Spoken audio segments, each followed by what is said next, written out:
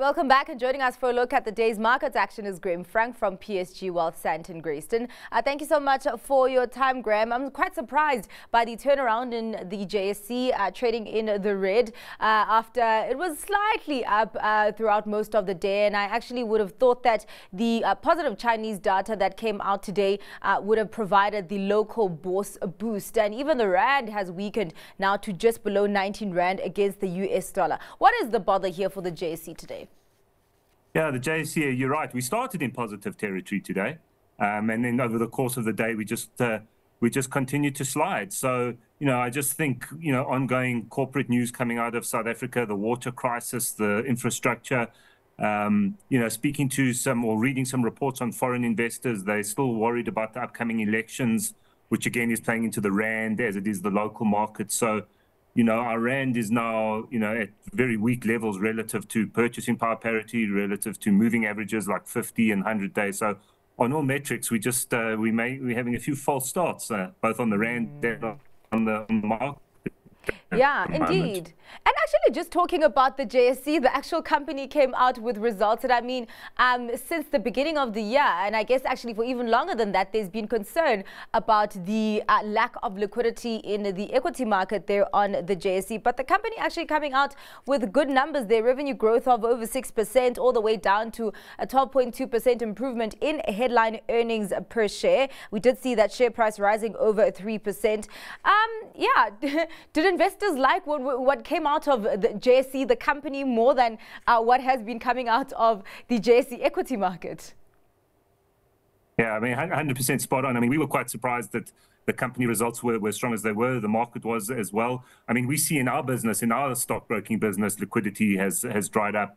Delistings, foreigners are no longer involved in the market, both equity and the bond markets. So quite a surprise that the JSE managed to hold on to those gains. And then, just last point, coming back to your previous question on China, that has been, the big disappointment on the macro theme. So coming into this year and last year, the three macro themes were a peak in US interest rates, which I think we can tick, a less severe recession in Europe, which I think we can tick, and now a turnaround in China, and that's been the big disappointment. So I was expecting the JSE to positively react to that China data coming out today, and it should have a positive impact on all emerging markets, not only South Africa. Yeah, indeed. Well, let's go into more company news that came out of the JSE, going into hospitality. Sun International releasing its year-end results. I do note that there was quite a difference in the growth picture when you look at the headline earnings per share and also the adjusted headline earnings per share due to some one-off costs there. How did you look at the numbers coming out of Sun International? Yeah, to be honest, we don't really like the business just generally from a gambling perspective. I think the results can be broken down into two separate tranches, sort of your bricks and mortar casino businesses, which were quite weak, and tourism type spend is reasonably weak at the moment. And then the online Sun Bets, which is a kind of similar to Betway. I can tell you my children, it's all the rage to be betting on every single sporting event at the moment, even in small, tiny little increments.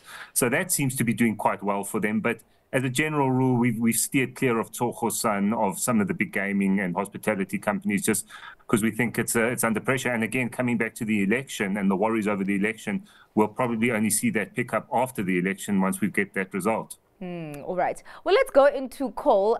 Pretty diverse today. Thungela coming out with annual results, saying that, really in terms of, you saw headline earnings per share slumping 73%.